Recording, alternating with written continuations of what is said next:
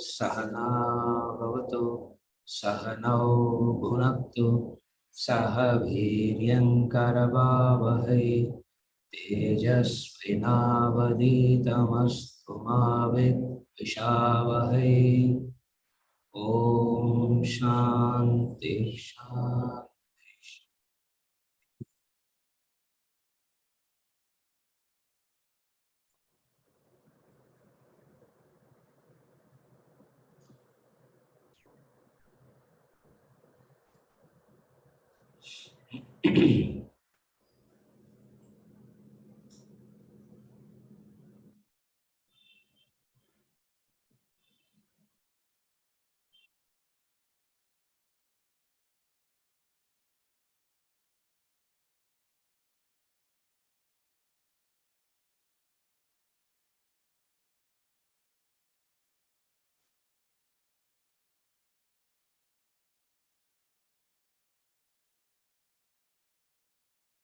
Intellect as an instrument is so vital. Why is it said intellect as an instrument is so vital? For it is the intellect that does. It is intellect that does all the work that helps a person to grow spiritually. So in that sense, intellect becomes a very vital instrument.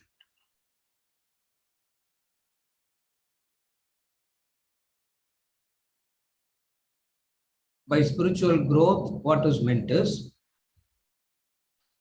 the actions, the desires, the perceptions, the actions, the mind are all guided. When desires, the mind is all guided, directed, it leads to the spiritual growth. A time will come where a person would be able to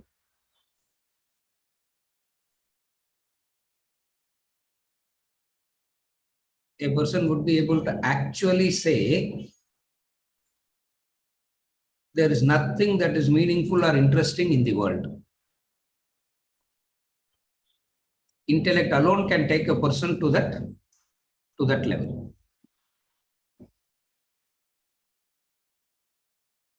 For without the intellect, it is always a difficulty, because if the perceptions and actions and emotions and all is not guided, there is no way that growth can happen. No way a person would be able to do anything that is meaningful in spiritual path. To do something meaningful in worldly life,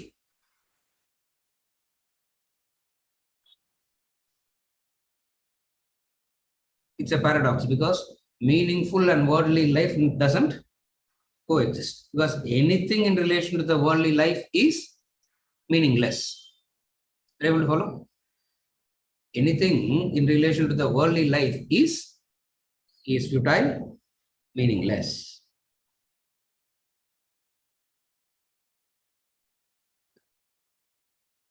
The fall of the intellect is that where the meaningless appears to be meaningful and no effort is done to the growth part. What is meaningless? All that is in relation to the world is meaningless. All that is in relation to the world is meaningless.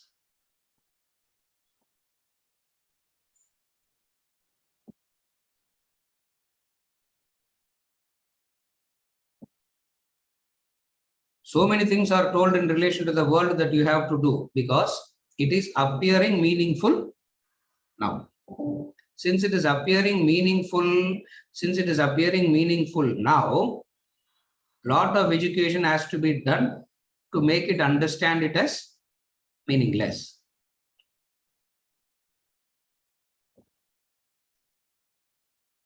There are so many tricks you can do, so many ways you can dupe the mind to be calm. There are so many things that you can do. And all those is not anyway connected to spiritual growth. Again, I repeat, there are very many ways in which the mind can be tricked. There are very many ways in which you can dupe the mind. All this has got nothing to do with spiritual growth. What does it mean? For example, you can be a very agitated, disturbed person, practice meditation, go into meditation for 30 minutes, and as soon as you come out of meditation, what will come back? All agitation that was left behind 30 minutes comes back. It is exactly like you had a problem, you went to sleep, you wake up, problem doesn't disappear. It comes back, isn't it? All spiritual practices without any reference to the development of intellect is not resulting spiritual growth at all, because they are all temporary methods to quieten the mind, to calm the mind. That's all. It calms it temporarily. But the temporary calming is in no way beneficial to. Why? Because very soon your mind will get neutralized to that practice. Very soon you will get bored of that practice. And the variety seeking mind will seek variety here also. Are you able to follow? The same variety seeking mind will start seeking variety even here. Therefore, the method is the development of the intellect. That intellect has fallen. That intellect has fallen. The discussion is how to understand the fall. In understanding the fall, there is a method to rise. In understanding the fall, there is a method to rise.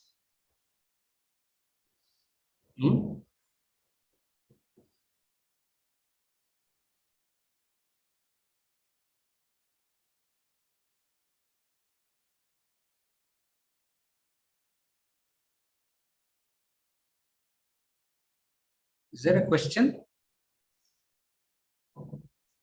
Yeah. Huh? No, she's raising the hand. Ranjini has a question. She's raising the hand. Oh, I'll come back.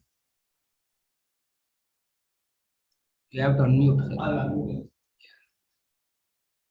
And she's not yet familiar with Zoom, I think.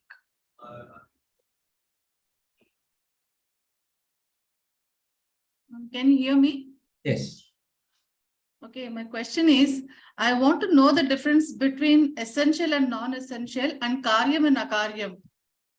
It appears to be same. I don't know, is it same or different, or how it is independently, how should you independently understand it and distinguish them?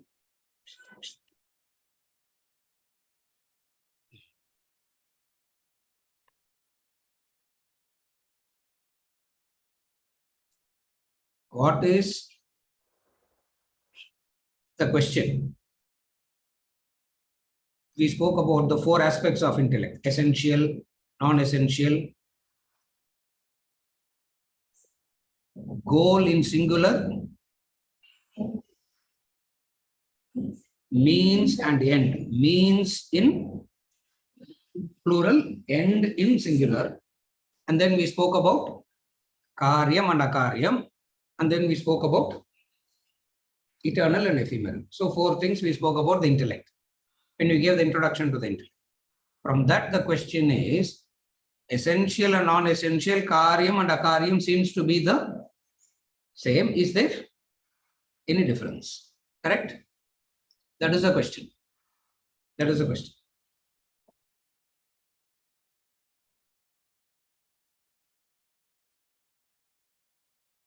The difference between the two, first there is a difference. The difference between the two is essential and non-essential is in relation to all aspects of life. Karyam and akaryam is mostly in relation to the choices that you have to make. Am I to do this or am I to, what should I do? What should I not do? Essential and non-essential is an understanding about each and every aspect of life. There is an understanding. What is understanding? Like that's why we gave all the examples. What is the examples we gave? The essential aspect of marriage, the non-essential aspect of marriage, the essential aspect of wealth, the non-essential aspect of wealth. So each and everything we spoke about, the essential and the non-essential. It is a general understanding about every aspect. Is it okay till now?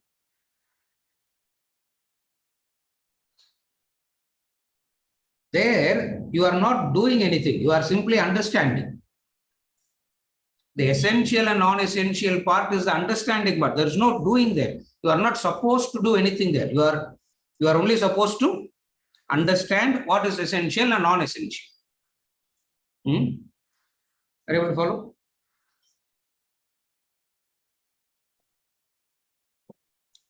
Why do you have to understand? What is the reason to understand? What is the necessity to understand? The reason, the necessity to understand is, if it is not understood, the non-essentials will be understood as essentials. So, a ignorant based life will be there. If non-essential is understood as essential, it is ignorance.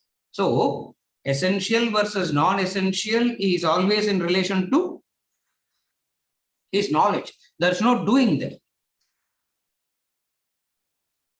After understanding, what will I do? What will I do with all this knowing? You simply know. What is the use of that doing?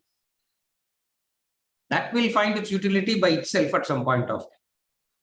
We need to understand simply the knowledge. Are you okay? What is essential and non-essential? There's no doing there. The knowledge will result in what? The knowledge itself will guide the action. That is one part. Karyam and akaryam, when we speak about, the karyam and akaryam is in relation to what? Is in relation to what ought to be done, what ought not to be done. Are you able to follow? Karyam and akaryam is in relation to, karyam is in relation to nitya, naimittika, etc. Akaryam is in relation to kamya, nishiddha, etc. Kamya karma means desired an action. Nishiddha karma means prohibited actions. So akaryam is in relation to that too. Okay, there are 4 types of actions: nitya, naimittika, kamya, nishiddha. Nitya means regular, daily. Naimittika means nimitta. That which you do because of a nimitta becomes naimittika. Nimitta means a particular occasion. So there is a nitya karma and then there is a naimittika karma. Distinct and different from these two is kamya karma, a desired an action. Distinct and different from kamya karma is nishiddha karma. Nishiddha karma means, nishiddha means prohibited. That which should not be done at all. Having discussed actions as these 4 types, karyam and akaryam says a command. What is the command? Do this, don't do this. In essential and non-essential, understand. In karyam and akaryam, doing. That is the difference. They are not the same. One talks about understanding, another talks about doing. Are you able to follow? So karyam and akaryam is always in relation to doing, action. When it comes to action, commands will be given. When it comes to understanding, there is no command. Simply understand. Why, what? No, don't ask that savai questions. Understand it from the liberal, understand it from the liberal education point of view, not from the savile point of view of what is the utility of knowing it. There is a utility. Knowledge always has a utility. You follow the difference? So essential and non-essential is in relation to the understanding. Karyam and akaryam is in relation to action. So karyam means what should be done. What should be done? Nitya naimittika should be done. What should not be done? Kamya karma and nishiddha karma should not be done. In third chapter, Arjuna asks this question. Atakena prayuktoyam papam charati purushaha. What is it that drives me to do actions though knowing that it is wrong, sinful? Though knowing it as wrong, though knowing it as sinful, why am I doing it? Duryodhana tells Krishna in the end, after after the war is over, there's a conversation between Krishna and Duryodhana. Duryodhana says, it is not that I don't know what is right and wrong. It's not that I don't know what is dharma and adharma. What is adharma? My mind is going towards that. What is dharma? My mind is not going towards that at all. Are you able to follow his problem? He says, I know what is dharma, adharma, but what is happening? My mind is drawn towards that adharma and it is not at all going towards dharma.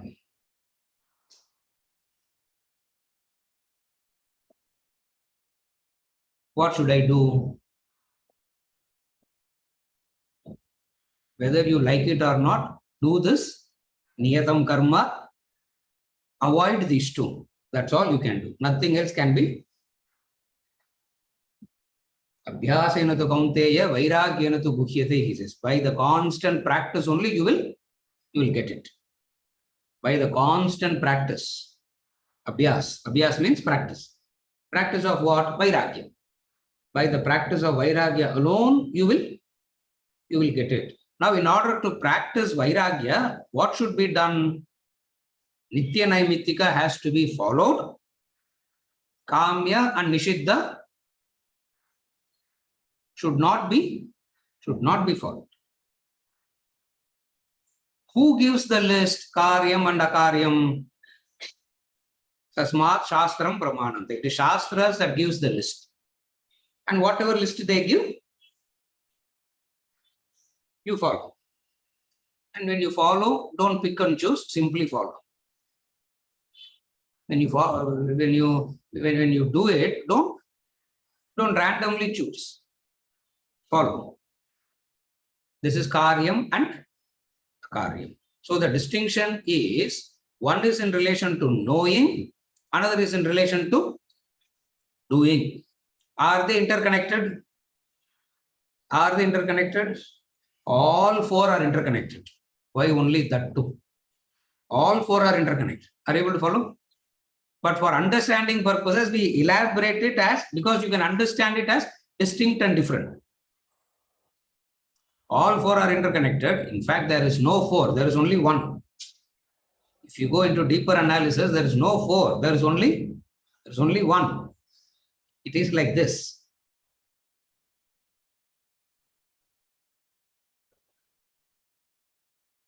The human anatomy will be discussed as 33.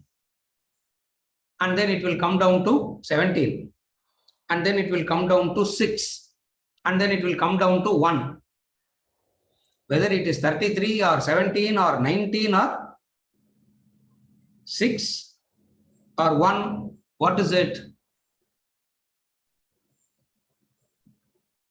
the one elaborated. Why it is elaborated? In elaboration, there is a scope for you to practice something.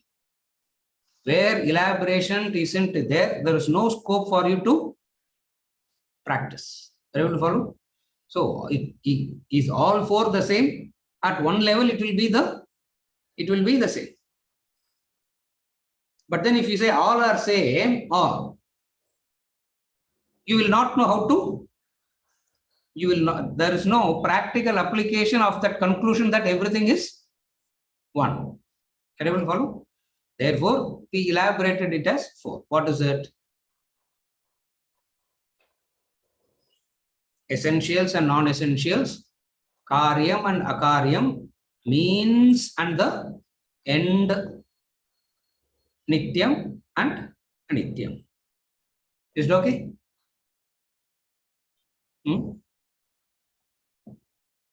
Yes, she has a clarification.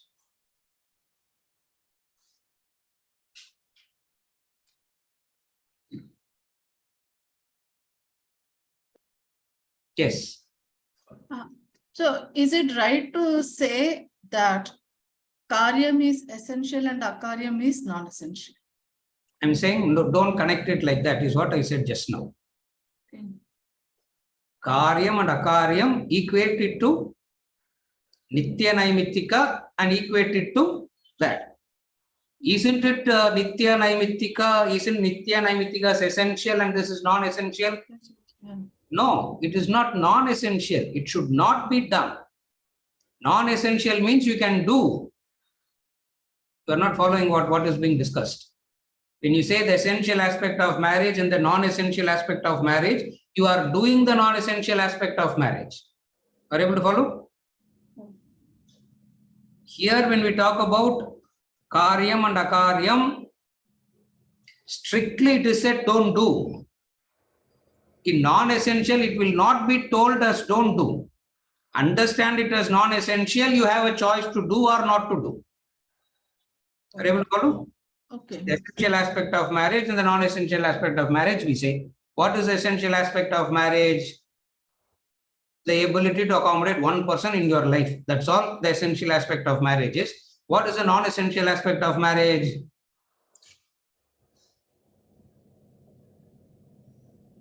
Destination. The destination is the non-essential aspect of marriage. Are you able to follow? Where you get married is the non-essential aspect. When we say it is a non-essential aspect, it is not said don't do. It's not nishiddha. Oh, It is not akari. You can still have a destination wedding. okay. You can still go to a destination, but understand it. Are you able to follow the difference? Yes.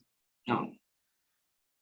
The essential aspect of education, non-essential aspect of education. The essential aspect of education is the ability to do a thing when it ought to be done, whether you like it or not. The non-essential aspect of education is intelligence, university, skill, etc. When we say it is non-essential, doesn't mean you should not do it. It is not nishiddha. Okay. It is not kamya. Don't sacrifice the essential and focus on the non-essential is the discussion. Here it is a very clear distinction of it should not be done, it should be done. Okay. Right? I said it, that's why I said it as a command. Okay. Is it okay? Yes. Because when you say non-essential, don't equate non-essential to akari. Because you can still have a destination wedding. You can still invite a lot of people. You can still do all that. There's nothing wrong in that. But that is not the essential aspect of marriage, is what we are saying. Are you able to follow now? Yes. When we say karyam and akaryam, it should not be done at all. It should not be done at all. There is no, with understanding, you go and do a destination wedding, we will say in essential and non-essential. Are you able to follow? Yes. In destination wedding, we will say with understanding of the purpose of marriage and understanding what marriage does, still you can go and have a destination wedding, there's no problem, we will say. But when it comes to karyam and akaryam, we will never say With right understanding, go and do Akarya. Nishidha karma. With proper understanding, do Kamya karma, Nishidha karma, it will not be told. So the fundamental difference is this. That's why I said don't mix, because if you mix it up like that, I will not know the subtle difference of where I can practice something here, where I can practice something there. Are you able to follow? Yes. That's why I said if you all club it, the practicality of these advices will be lost. If you say all are one, you will never know that. Otherwise, you will misunderstand non-essential means Nishidha karma. Non-essential is not Nishidha karma. You may do it, you may not do it. There is a choice there of doing or not doing. In Nishidha karma, karyam and akaryam, there is no choice at all. That's the difference. Is it okay? Huh? No, one more. Yes. See, you said essential and non-essential. Only marriage and education. You have Example. Sorry? It was given as an example. So, actually, what are the essential and non-essential aspects? Divide life into aspects. Divide life into aspects. Material, physical, emotional, intellectual, spiritual. In that, essential, non-essential. Make the list. It's very easy. Now, don't ask me for the list. I don't have any list. If you ask me, okay, you make the list, I don't have any list like that. But you can divide life into these 5 aspects: material, physical, emotional, intellectual, spiritual. In that 5, you can understand what is essential and what is non-essential. Don't pay attention to non-essentials. You have a choice to have it or not have it. Are you able to follow the difference? If you ask me for the list and all, I don't, there's no list like that. Or the entire 6,000 verses of Dharma Shastra we have to read to know the list. 700 verses of Bhagavad Gita is taking 15 years to complete. 6,000 verses of Dharma Shastra, 3 janmas we have to continue the classes only, isn't it? So therefore, we give the formula, and the strength of your intellect, you can apply it in your context. The formula is given. By having your intellect, you know you can apply it in the context, and wherever you have a doubt, you can always ask. Seriya? Yes, Narenj. Kama karma is Nishidha karma. Kama karma and Nishidha karma. Yes. Are activities you don't do. Yes. But desire an activity as a means to these actions. Yes. The question is desired an activity as a means to an end is acceptable? Means and end.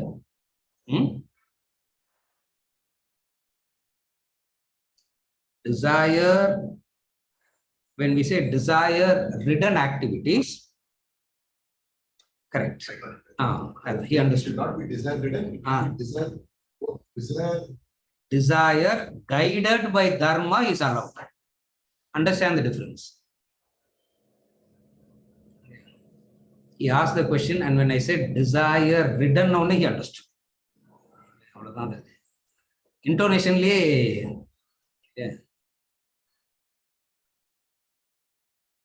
Allah yeah, intonation, you understand the difference, isn't it? Yeah. Just the intonation, you understand the yeah. At the time the 5 are not rising. Yes. It is okay. It is okay. That is why we say without a desire, no action is possible without a desire. Action is the insignia of life. No action is possible without a desire. Then what are we talking? Whenever we talk about give up desire, don't follow desire, what is implied in that sentence? Desire within brackets on irukanga. That we miss all the time. Desire against dharma. Are you able to follow? Get rid of the desire means don't allow the desire to be unguided. It's guided desire. So obviously guided by what? Guided by dharma. Guided by dharma. And dharma means what? Dharma na rendu dhaan. Very simple. Dharma is not a complicated thing at all. It's very, very simple. Rende factor than dharma.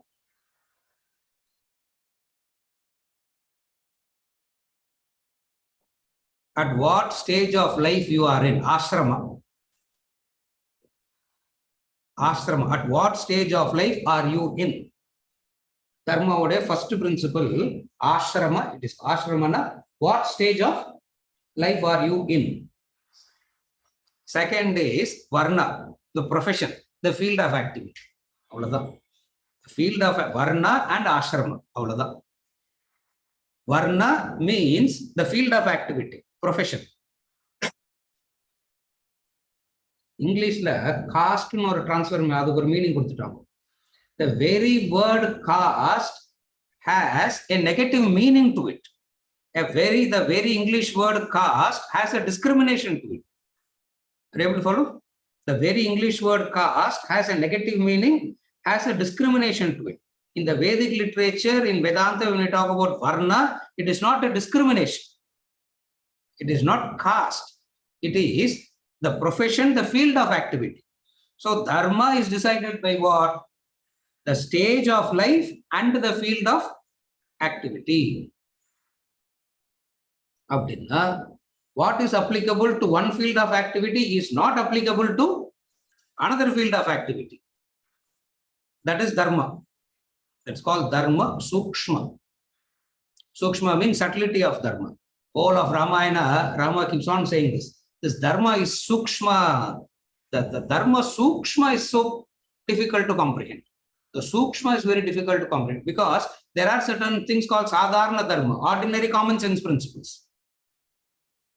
Don't lie, don't steal. Why we call it a sadharana dharma is because most of the times you cannot follow it.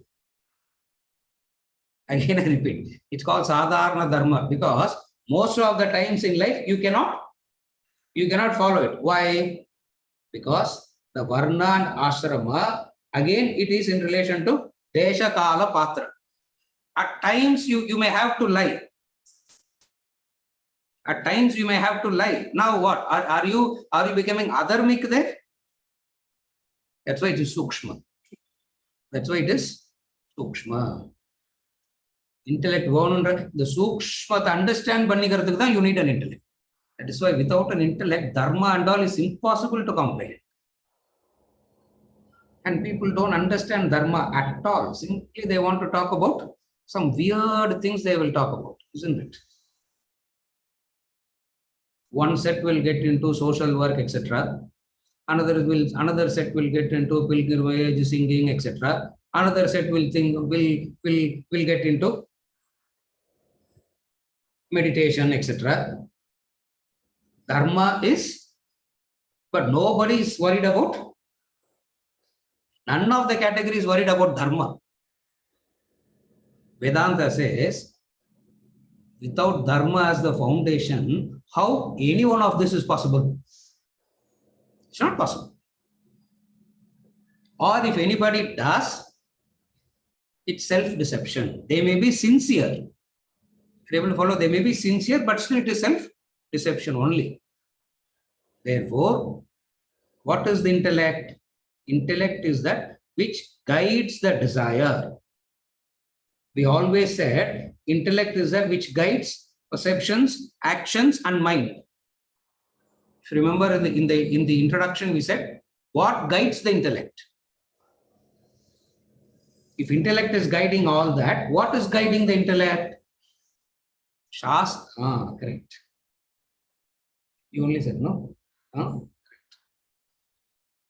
Aparna. It is Shastras that guides the intellect. Correct. Without the Shastras, there cannot be Dharma. Without the understanding of Shastra, there cannot be Dharma. Because Dharma is not natural. When I say it's not natural, means it has to be studied, it has to be questioned, it has to be learned. Without that, there is no dharma. And without dharma, there is no spiritual practice. So for all spiritual practices, the adhara, the base is dharma. Are you able to follow? So desire, when he says desire is the enemy, get rid of desire. We always have this problem.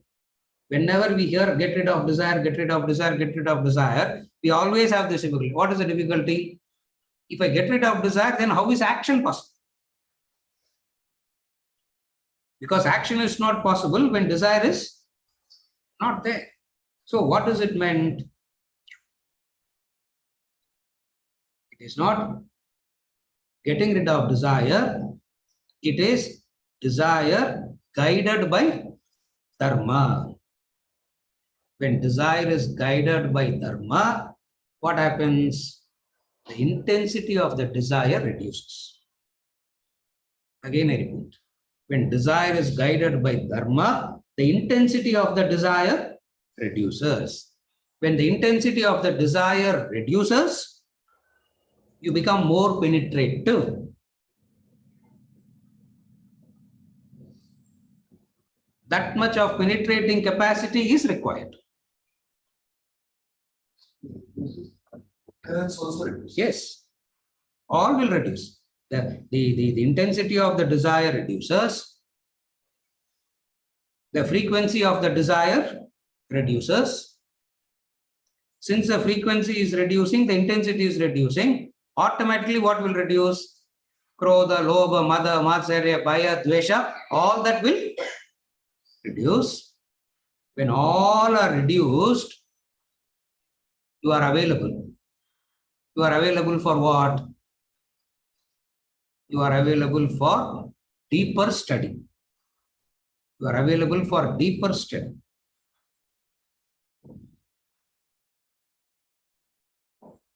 Why can't I study now only deeper? You cannot. You cannot study deeper. Or you can study and you can become a very good professor. But transformation will not happen. Why? Because the adhara of dharma isn't there. That's why we always talk about dharma, artha, kama, moksha. Upanishads, the question is asked to the Upanishadic master. Is dharma important or moksha important? The Rishi gave dharma is important, forget moksha. Can you understand that? He didn't say moksha is important, leave dharma. He said, first of all, there is no conflict between the two. If you think there is a conflict between the two, of the two, if you want to choose one, forget moksha. But don't forget dharma, because following dharma will take you to moksha for sure. Ignoring dharma forever, you will not come to moksha. When I say forever means you will go through more and more cycles. Yeah, that's why these dharma shastras are so meaningful. The biggest problem today is everybody is a dharma shastra onto themselves. Yeah, everybody is a dharma shastra onto themselves, and that is what is propagated to others also. Yeah. WhatsApp message mail forward, isn't it?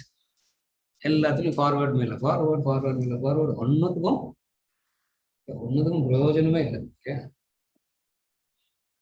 It is of no use at all. Why? Because moksha, people get interested in moksha thinking that it's a easy way to get out of pain and suffering. What they don't realize is moksha is impossible without the foundation of dharma. They think, okay, I am in pain, I am in sorrow, I am in suffering. Oh, people say liberation. Oh, if I get liberated, I'll be free from all this. Okay, I want liberation, sir. I want moksha, isn't it? So many people say, I want moksha. This should be my last janma.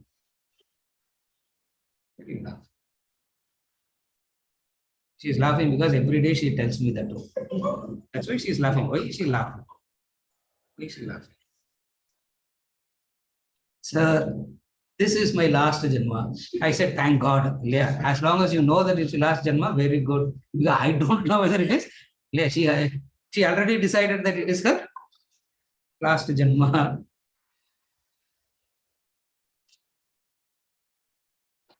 He went to one horoscope man.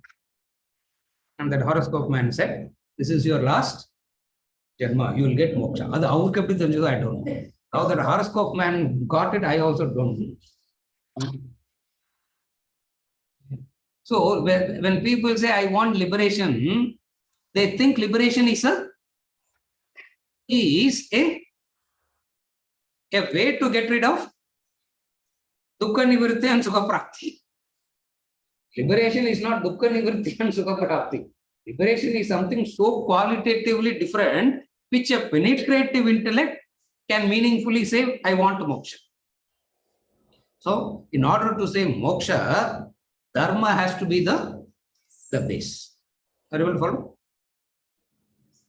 Without dharma as the base, there is no moksha possible. Is it okay? Yes, Ravi. I'll come to you. Please, sorry. Yes. Yes. Yeah. Yes. The question is,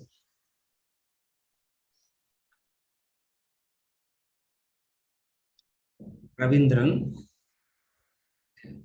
one of the very intelligent students of this class, how many years? After 35 years.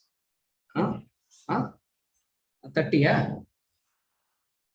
One of the very intelligent students of this class, Ravindran, after 35 years of Vedanta, everyday study, reflection, manana, contemplation, introspection, all that, is asking this question. What is the question?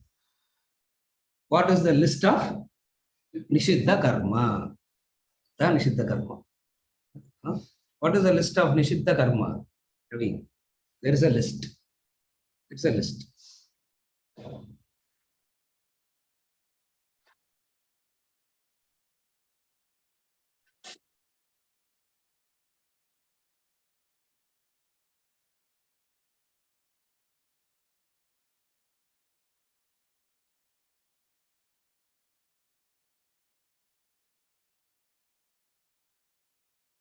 The formula for Nishiddha karma, I will tell you. The formula for Nishiddha karma, I will tell you. Because we said the list is there, but the list is according to Varna, Ashrama, Desha, Kala, Patra. Are you able to follow? There is a list, but the list is in relation to Varna, Ashrama, Desha, Kala, and Patra. Desha, Kala, Patra means that person in that Varna, in that Ashrama, in that time, in that place, in that situation. The Sukshma of Dharma. Are you able to follow again? Sequence alla na marandutta. Enna pa sonna sequence? That person in that Varna, in that Ashrama, in that context, in that place, in that situation. Ivlo factors irukonu.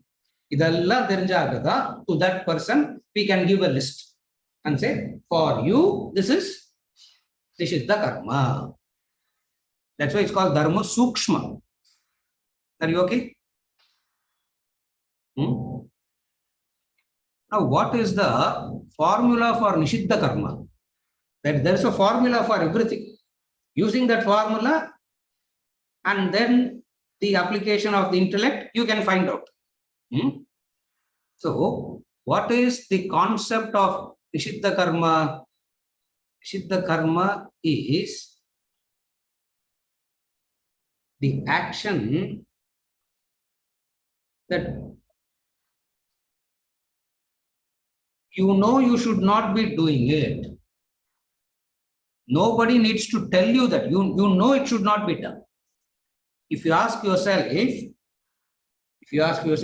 I ask myself, if everybody in this classroom ask ourselves, we all have some actions as not, it should not be done. From where we got that idea that these actions should not be done? We know the pain, the injury, the suffering it causes. Are you able to follow? The pain, the injury, that suffering it causes makes it a Nishiddha karma. Are you able to follow? So any action that causes pain, suffering, injury, that's why we have ahimsa paramo dharma. Don't cause any himsa. So action that causes injury. Nishiddha karma. Silk. Don't use silk. Why? Clear? No. You can see those videos. How it's burned, it is boiled alive. It's boiled alive and it is trying to escape that boiling water. Himsa it is. So Nishiddha karma is where there is an alternative, you need not do it. But sir, in our culture, in our tradition, it is very important. No. Okay, keep it. What else do we do? Are you able to follow? Because it is causing injury, and causing injury is our tradition. Very good. What do we do? Are you able to follow? No. My grandfather did it, my great-grandfather did it, all that they have done it. Okay, grandfather was blind. Great-grandfather is blind. Father is blind. There's no need for you to do that because it is causing injury. Really follow? So when you take the pain, the suffering, and the injury part, anything that causes the pain, the suffering, the injury becomes Nishiddha karma. Okay. Why do we say don't do it? Why do we say don't do it? The consequences of it is naraka. The consequences of Nishiddha karma is naraka. Naraka means mental agitation, pain. Pain. See, the pain is everything around you will be good. You will be in pain. That is naraka. What is naraka? What is naraka? In an air-conditioned room, you can't sleep is naraka. That's naraka. What is naraka? Yeah, everything around you is so good, but you alone is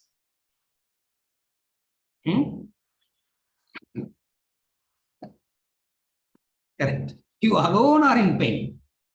Are you able to follow? So Nishiddha karma is that which causes pain, suffering, injury. Clear? Pain, suffering, injury. Fourth, taking. Pain, injury, suffering, taking. All this is Nishiddha. Taking. To avoid that, the Dharma Shastra says, okay, even when you do a prayer, you offer water. You are supposed to do only in two places. That doesn't make any difference nowadays. In the Nishiddhathla enna period difference. Either you have to take water from the river and leave it back in the river, or you have to sit under a tree and do. Are you able to follow? When you do karma, we use water.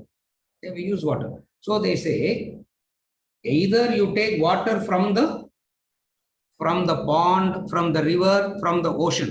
When you take water from the pond and leave an arghya offering, where are you leaving it? Where are you leaving it? In the river only.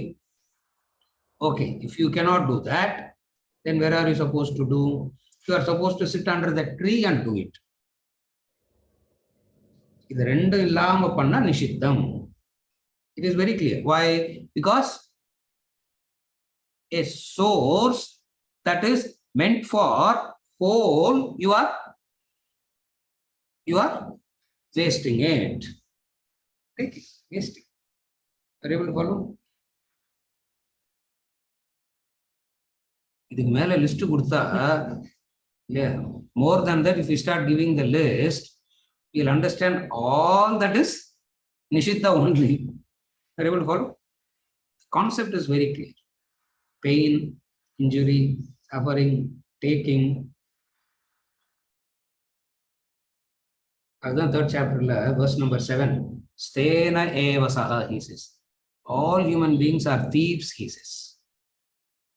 Or he makes a blanket statement saying all human beings are thieves, thieving. ரிவர்ல இருந்து எடுத்து ட்ரீக்கு விட்டா பரவாயில்ல, ரிவர்ல இருந்து எடுத்து சுவேஜ்ல விட்டா what do we do? Are you able to follow? What is Nishiddha? Without any reference to pain, injury, suffering, taking, when you do an action, it becomes Nishiddha karma. And it will differ according to Varna, Ashrama, Desha, Kala, Patra. Are you able to follow?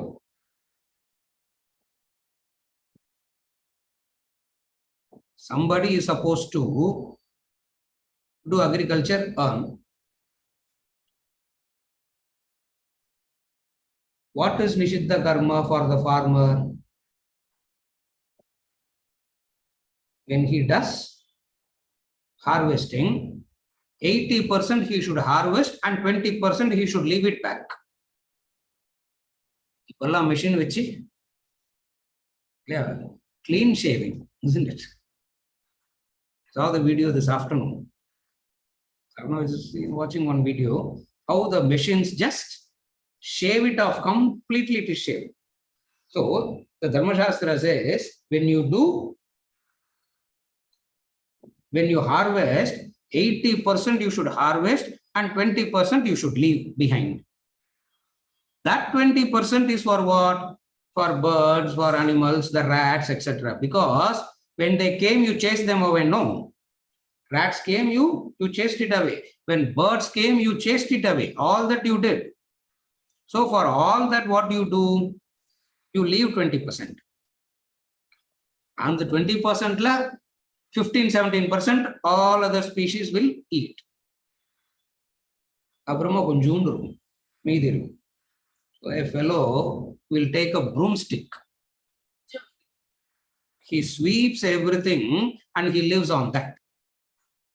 Brahmin is supposed to live life like that. Brahmin அப்படி இருக்கணுமா, இல்லைன்னா நிஷித்த கர்மா. What do we do now? Where is the agricultural field like that? Here is this. So for one, it has to be, for one life is like this, for another life is different. Are you able to follow? That is why punishments also differ. Same Dharma Shastra that talks about Varna, Ashrama, Desha, Kala, Patra, punishment also differs.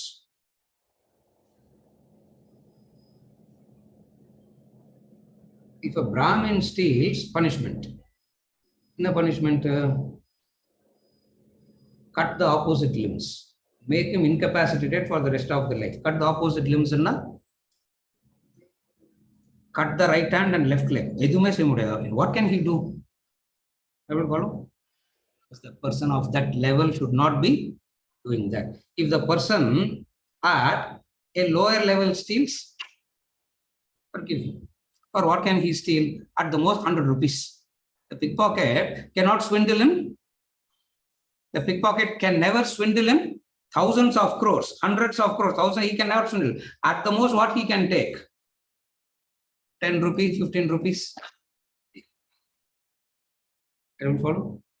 So the entire understanding is so beautifully laid out. இதெல்லாம் புரிஞ்சுக்கிறதுக்கு பேர் தான் intellect. That which understands all these, the very understanding makes you to follow it. That is intellect.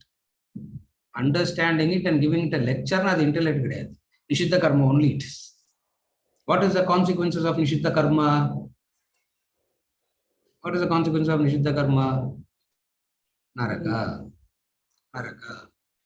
Narakale gradations of Narakavu irukku. Yeah. Swargala gradations irukku. Narakalayum gradations irukku. Yeah.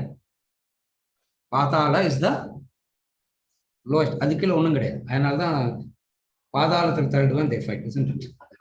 அதை தள்ளி விட்டுருவாங்க. நாக்க அதுக்கு கீழே ஒண்ணுமே கிடையாது. Gradations.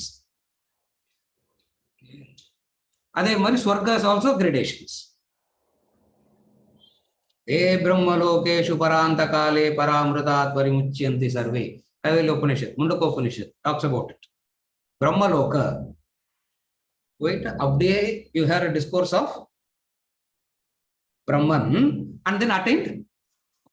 So there are gradations of Swarga, there are gradations of Naraka, all dependent on what?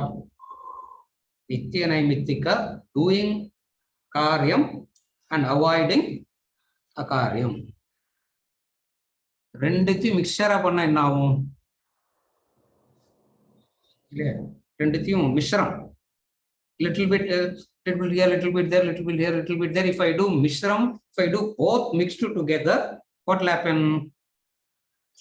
Ravi, what will happen?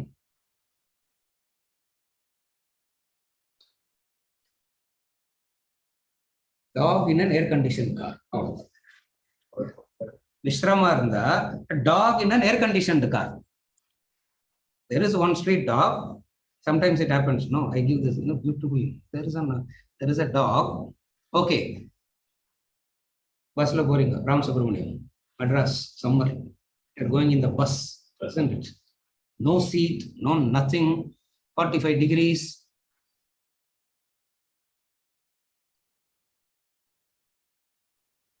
Temperature says 35 degrees. App says feels 48. Yeah. Temperature says 35. App says you feel 48, 52. So you actually start imagining 48, 52 and half, isn't it? Yeah. Imagination. Right? Feels suffocated, isn't it?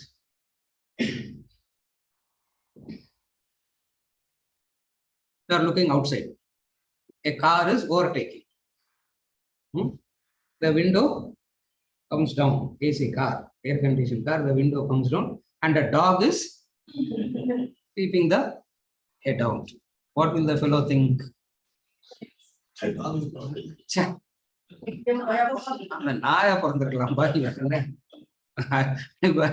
is better to have been born like that. Mishra marna abhidar. Yeah. Mishra means this is the effect of Lokmar in the Buddha Ravi. Truth. It's not the truth. Satyam. It is. Are you able to follow? So what is Nishiddha karma? Actions that is injurious to oneself and injurious to others. The actions that is injurious to oneself and injurious to other. Pain, suffering. All this is Nishiddha. Why? Because you are not supposed to cause any pain to yourself and to this is the formula for Nishiddha karma. Depending on the Varna, Ashrama, Desha, Kala, Patra, the list will differ. Is it okay? Ravi? Mira.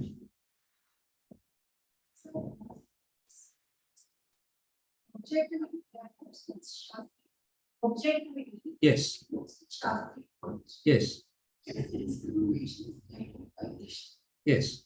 So when we start this process of knowledge, we start seeing things that were previously not seen. Yes. So we start outside, eventually turns. Yes. But so when we start, this is a lot of things in the others in the world that is not. Yes. Two things happen without our effort. One is finding things that are wrong Yes. and the urge to correct. Yes. I'm seeing things.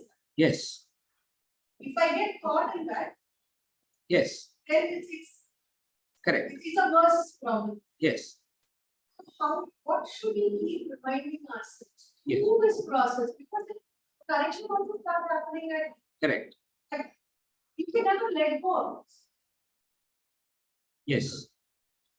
The question, what should be done? The question. Veera will never complete the sentence. And all her questions will be half swallow dot dot dot dot dot. So even if she's not asking, I have to say this is the question and answer. Veera, the question is, you find the fault and you correct. Seeing the fault, not finding fault. Seeing the fault and correcting. Seeing the fault and correcting becomes the urge. What does one do? Correct? Huh? Is this the question? I said when you become objective, you will see things clearly. What was not seen before, you see it clearly. What was not seen clearly before, that you see it clearly now. What was not seen clearly before, that you see it now. Not the fault. Objectivity. Finding fault is what we are seeing already. Seeing fault is what we are doing already. It's not that you gain this knowledge and become objective only, you start seeing fault and all that. That's what you are already doing. Are you able to understand? It's not the, so what does this knowledge do? When it reveals the fault, it reveals the helplessness of the person committing that fault. Remember that. Are you able to follow what I'm saying? It is not just the fault, it is the helplessness of the person in that fault. So what you are able to see, that which you are not able to see before. What are you seeing now, that which you didn't see before? The helplessness. How helplessly that person is driven into it again and again and again. Are you able to follow? Now what happens because of that? When you understand the helplessness, when you start seeing the helplessness, what is the consequence of that? A compassion. A compassion.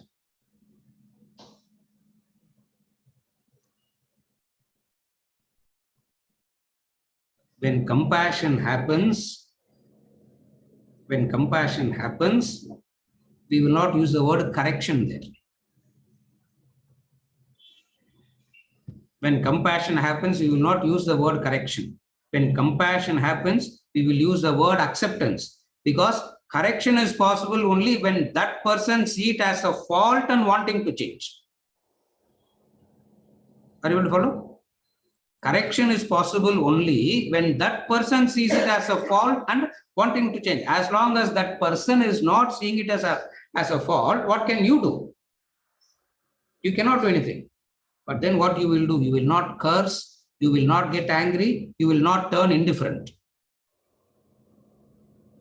Generally, what do? Either you will curse, or you will get angry, or you will say, you will cut the umbilical cord and you want to move away. So what does objectivity do now? Objectivity will make you compassionate. How do you become compassionate? You understand the helplessness. How do you understand the helplessness? Because you understand how helpless you are. Are you able to follow? How helpless I am. How helpless I am. You don't punish the helplessness, you help the one. How do you help the one? How do you help the one? Not by giving, not by correction. Correction is possible only by that person. Yeah. Correction is possible only by that person. Then what are we doing?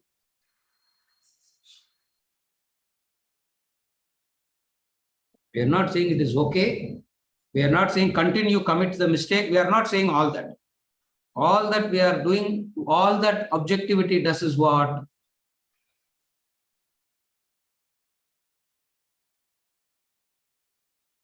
Correction will not happen out of your inner agitation.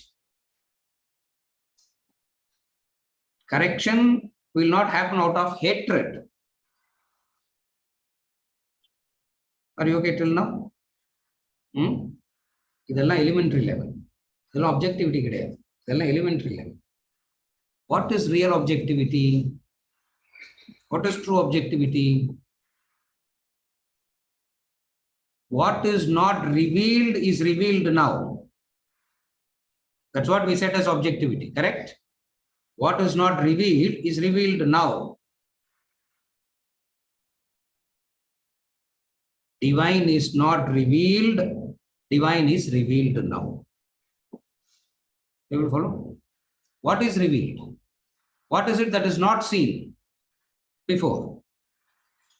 When you see a fault, you don't see the divine. When you see the divine, there's no fault. So what is objectivity now? You don't see fault, you see the divine. You see the divine. There's no fault at all. There's no fault at all.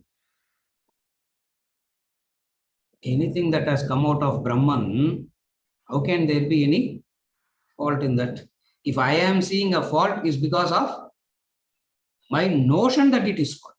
It is not agreeable to me, I call it as a fault. Per se, who defines it as fault? Are you able to follow?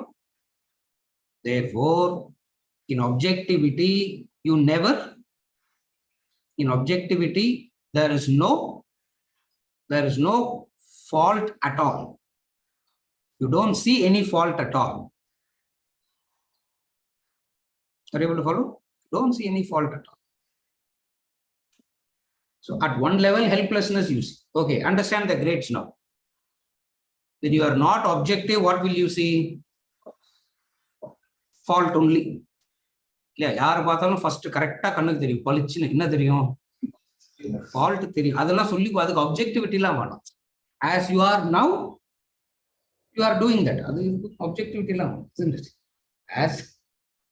as we are now that's what we are already doing. What is objectivity in that? There is no objectivity at all. So what is revealed? Level number 1, the helplessness. What is helplessness? So when wickedness stands forth revealed as goodness bereft of a guide, that's objectivity. When wickedness stands forth revealed as goodness bereft of a guide, that is one level. But that's not it. It grows still deeper. It still becomes deeper. What is deeper? What is not revealed is revealed now. What is not revealed? Divine is not revealed. Doshas are revealed. Divine is not revealed. Fault na dosha. எதை பார்த்தாலும் ஒரு தோஷம் எதை பார்த்தாலும் அது சரியில்லை இது சரியில்லை whole day is only goes on discussing doshas. Objectivity means you penetrate. What do you penetrate? You see You see the divine. Are you able to follow? But sir, I have to correct, no. But my duty, no, sir. What is Mary asking is, if Jayu makes a mistake, it's my duty to correct, no, sir. Jayu is her son. He'll be better off only. Isn't it my duty to correct? No. It's your duty to expose them to the right knowledge. That's your duty, not correct. From where does the parent think that it is a duty to correct? Correction should come from the Shastras. I should not be correcting. Who should correct? Who has the capacity to correct? Only the Shastras has the capacity to correct. So as a parent, what is my duty? Expose them. But parent thinks, I am the Shastra. No discussion at all. After that, no point, because the parent says, I am the Shastra. I know what is right, what is wrong. I know what is good, what is bad. Therefore, I have all the legitimate privilege, right to correct. No. Vedanta comes and says, you don't correct. You expose them to the right knowledge. How do you expose them to the right knowledge? Vedanta class comes to Trunuma. Correct. What happened today? For all the questions, he's giving the right answer. Maybe some ghost is sitting here. She is not that. She is very dumb to give answers like that. But today she is giving all good answers. How do you expose them to the Shastra? Not to sending. Correct. You are right.